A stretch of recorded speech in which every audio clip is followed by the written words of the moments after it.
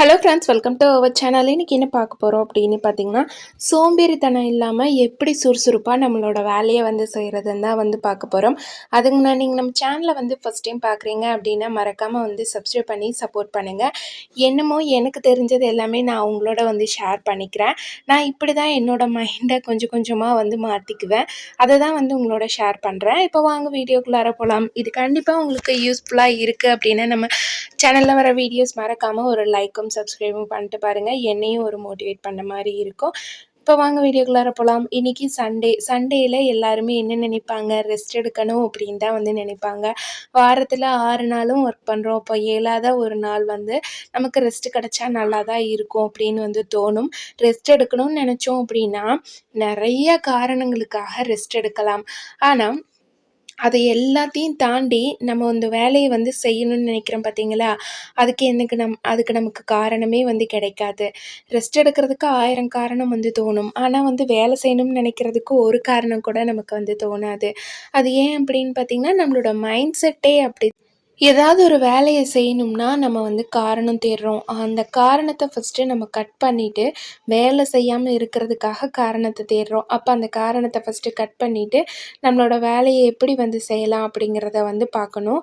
இது எல்லாமே நம்மளோட மைண்ட் செட்டை பொறுத்து தான். நம்ம என்ன நினைக்கிறோமோ அந்த மாதிரி தான் நமக்கு வந்து செய்ய தோணும். நீங்கள் வந்து இன்றைக்கி நம்ம ரெஸ்ட் எடுக்கக்கூடாது, இன்றைக்கி நம்ம என்ன பண்ணுறோம், ரெஸ்ட் எடுத்து ஏதாவது வந்து தைக்கலாமே, ஸ்டிச் பண்ணலாமே அப்படின்னு சொல்லி பார்த்தீங்க அப்படின்னா, அப்போ உங்களுக்கு ஆட்டோமேட்டிக்காக உங்களுக்கு உங்கள் மைண்ட் செட்டுக்கு சரி ஏதாவது ஸ்டிச் பண்ணலாம் அப்படிங்கிற மாதிரி ஒரு மைண்ட் செட் வந்து வரும். இந்த மாதிரி தான் நீங்கள் கொஞ்சம் கொஞ்சமாக உங்களை நீங்களே வந்து ப்ரிப்பேர் பண்ணுங்கள்.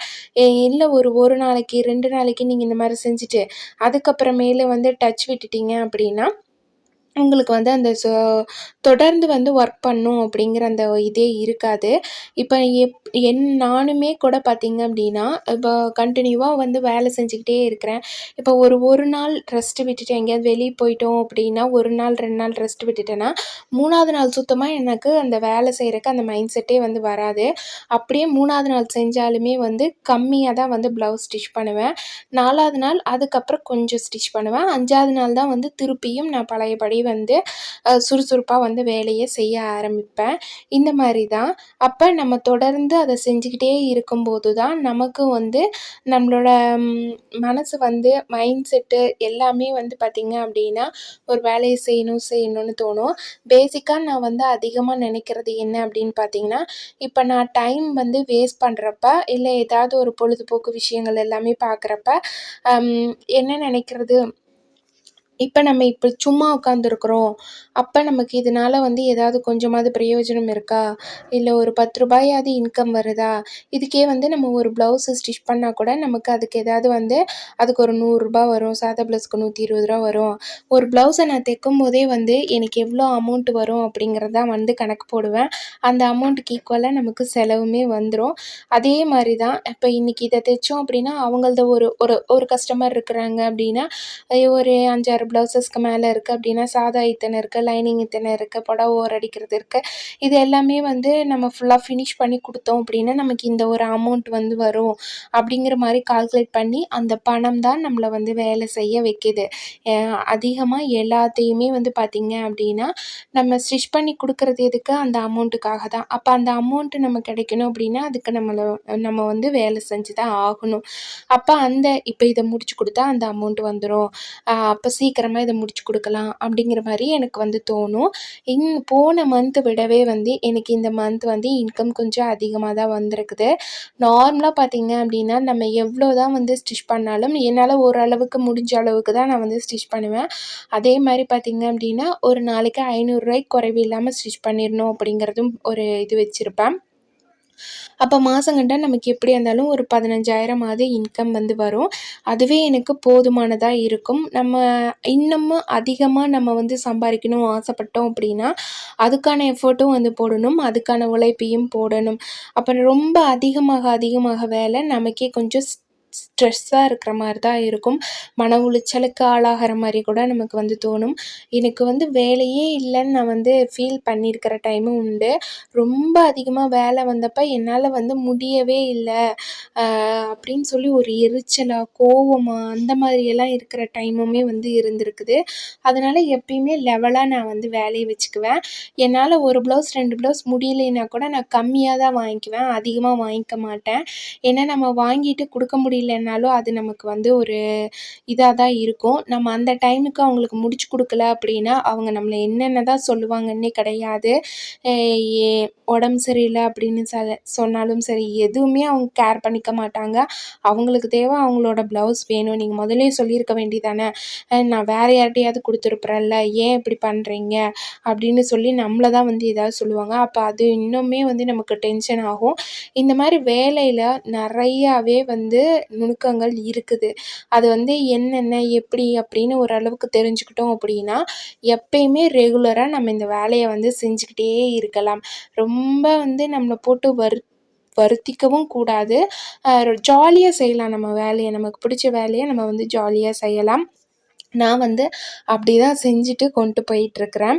இந்த மெத்தட் எல்லாமே நீங்கள் வந்து ஃபாலோ பண்ணுங்கள். இன்றைக்கி சண்டேயில் பார்த்தீங்க அப்படின்னா நான் வந்து மொத்தமாக ஒரு 7 லைனிங் ப்ளவுஸ் வந்து ஸ்டிச் பண்ணுறதுக்காக எடுத்து வச்சுருந்தேன். ஆனால் வந்து அதில் என்னால் 5 தான் வந்து ஸ்டிச் பண்ண முடிஞ்சுது. மத்தியானம் 1 ஹவர் வேறு படுத்து தூங்கிட்டு அதனால் வந்து சரியாக ஸ்டிச் பண்ண முடியல. கொஞ்சம் சோம்பேறித்தனமாகவே இருந்தது. சண்டே வீட்டில் இருக்கிற ஒர்க் எல்லாமே வந்து முடிச்சுட்டு அதுக்கப்புறமே தான் வந்து ஸ்டிச் பண்ண ஆரம்பித்தேன். கட்டிங் போட்டு தான் வந்து எல்லாமே ஸ்டிச் பண்ண வேண்டியதாக இருந்தது. அப்போ நான் வந்து 7 ப்ளவுஸ் கணக்கு போட்ட இடத்துல 5 தான் என்னால் முடிக்க முடிஞ்சுது. 5யும் முடிச்சுட்டு மேற்கொண்டு அதுக்கு மேலே வந்து பார்த்திங்க அப்படின்னா முடித்தோடனே கைக்கு வந்து டெலிவரியும் வந்து கொடுத்துட்றது. நம்ம கஸ்டமர்ஸ் எல்லாமே அப்படி தான் முடிக்கவே வந்து வாங்கிக்கிறாங்க. அதுவே எவ்வளோ ஒரு பெரிய விஷயம். கொடுத்ததுக்கப்புறமேல் பார்த்திங்க அப்படின்னா மீதி வந்து இன்னும் நைட் வரையுமே வந்து காலையில் நான் ஸ்டார்ட் பண்ண டைம் வந்து பார்த்திங்க அப்படின்னா காலையில் வீட்டில் இருக்கிற ஒர்க் எல்லாமே முடிச்சுட்டு ஒரு 11-12 மணி காட்ட தான் வந்து நான் ஸ்டிச் பண்ணவே வந்து உக்காந்தேன். அதுக்கப்புறம் ப்ளவுஸ் எல்லாமே ஸ்டிச் பண்ணி முடிச்சுட்டு 5யும் முடிச்சுட்டு நான் ஸ்டிச் பண்ணவே எங்கள் பொண்ணுக்கிட்ட கொடுத்து கொக்கி கட்டியும் வந்து வாங்கிட்டேன். மீதி வந்து இருந்த ப்ளவுசஸ் எல்லாமே வந்து அப்படியே வந்து நான் கட்டிங் போட்டு எடுத்து வச்சிட்டேன். ஏன்னா கட்டிங் ஓரளவுக்கு பண்ணிட்டோம் அப்படின்னா நாளைக்கு ஸ்டிச் பண்ணுறதுக்கு இன்னும் ஈஸியாக இருக்கும். இன்னும் 2 ப்ளவுஸ் இருந்தாலும் தைக்கிறதுக்கு கொஞ்சம் சலுப்பாக இருக்குது அப்படின்னு சொல்லிட்டு டயர்டாக இருக்குதுன்னு சொல்லிட்டு அந்த 2 பெண்டிங் வச்சுட்டு அதுக்கு பதிலாக கட்டிங் ஒர்க்கை பண்ணிடலாம் அப்படின்ட்டு கட்டிங் வந்து நான் பண்ணி எடுத்து வச்சிட்டேன். இப்போ மார்னிங் பார்த்திங்க அப்படின்னா இன்றைக்கி மார்னிங் கொஞ்சம் சீக்கிரமாகவே வந்து எழுந்துட்டேன். இன்றைக்கி ரம்ஜான் அப்படிங்கிறனால குழந்தைங்களுக்கு லீவ் அப்படிங்கிறனால சீக்கிரமாக சமைக்கிற வேலையும் இல்லை, கொஞ்சம் லேட்டாக செஞ்சாலே போதும். அதே நான் காலையில் எழுந்திரிச்சு ஒரு 3 லைனிங் ப்ளவுஸ் பக்கமாக வந்து ஸ்டிச் பண்ணிட்டேன். நமக்கு எந்தெந்த நேரத்தில் டைம் கிடைக்குதோ அந்தந்த நேரத்தை நம்ம கரெக்டாக யூஸ் பண்ணிக்கிட்டோம் அப்படின்னா இப்போ பாருங்கள், மார்னிங் எழுந்து ஒரு 3 லைனிங் ப்ளவுஸ் தைச்சேன் அப்படின்னா ஒரு நார்மலாக ப்ளவுஸ்க்கு 200 அப்படின்னா 3க்கும் 600 ஆகுது. நேற்று வந்து ஸ்டிச் பண்ணிருந்து ஒரு 5 லைனிங் ப்ளவுஸ் வந்து ஸ்டிச் பண்ணேன். அது ஒரு 1000 ருபீஸ் பக்கம் ஆகுது. இப்போ இந்த மாதிரி கால்குலேட் பண்ணிக்கிட்டோம் அப்படின்னா நம்மளே வந்து ஒரு பூஸ்ட் பண்ணிக்கிற மாதிரி இருக்கும். இன்றைக்கி இன்கம் இவ்வளோ சம்பாதிச்சிருக்கோம், இன்றைக்கி நாளைக்கு இவ்வளோ சம்பாதிச்சிருக்கோம், இன்னும் நாளைக்கு வந்து அது வாங்குறாங்களோ இல்லையோ அது அடுத்த கட்ட பிரச்சனை. நம்மளோட வேலையை நம்ம வந்து கரெக்டாக வந்து செஞ்சு வச்சிடணும்.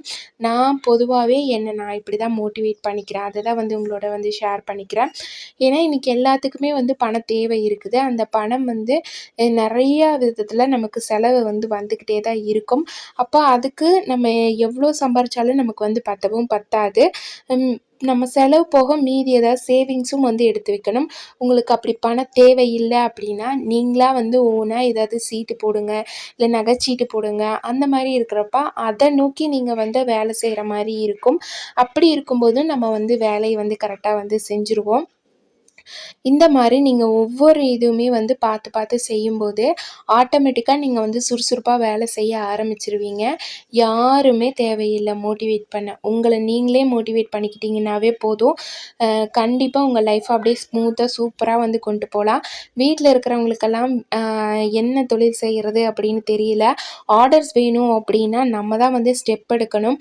ஏதாவது ஒரு முயற்சி பண்ணிக்கிட்டே தான் இருக்கணும். இந்த தைக்கிறது தான் நமக்கு கிடைக்கல அப்படின்னாலும் வேறு ஏதாவது நம்ம வந்து இன்னும் ஆர்டர் வாங்கி ஸ்டிச் பண்ண முடியுமா அப்படிங்கிறத வந்து பார்க்கணும். ஏன்னா நம்மளை தேடி என்றைக்குமே எந்த ஒரு வாய்ப்பும் வராது. வாய்ப்பாக தேடி நம்ம தான் வந்து போகணும். அப்போ தான் வந்து நம்ம அடுத்தடுத்த லெவலுக்கு வந்து போக முடியும். இப்போ ஓரளவுக்கு எல்லாமே கட்டிங் ஒர்க் எல்லாமே முடிச்சாச்சு.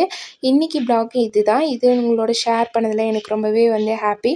நீங்கள் நம்ம சேனலை வந்து ஃபஸ்ட் டைம் பார்க்குறீங்க அப்படின்னா மறக்காமல் வந்து சப்ஸ்கிரைப் பண்ணி சப்போர்ட் பண்ணுங்கள். ஸ்டிச்சிங் பிடிக்கும்னாலும் ஒரு லைக் போட்டு பாருங்கள். நெக்ஸ்ட் வீடியோவில் பார்க்கலாம் ஃப்ரெண்ட்ஸ். தேங்க்ஸ் ஃபார் வாட்சிங்.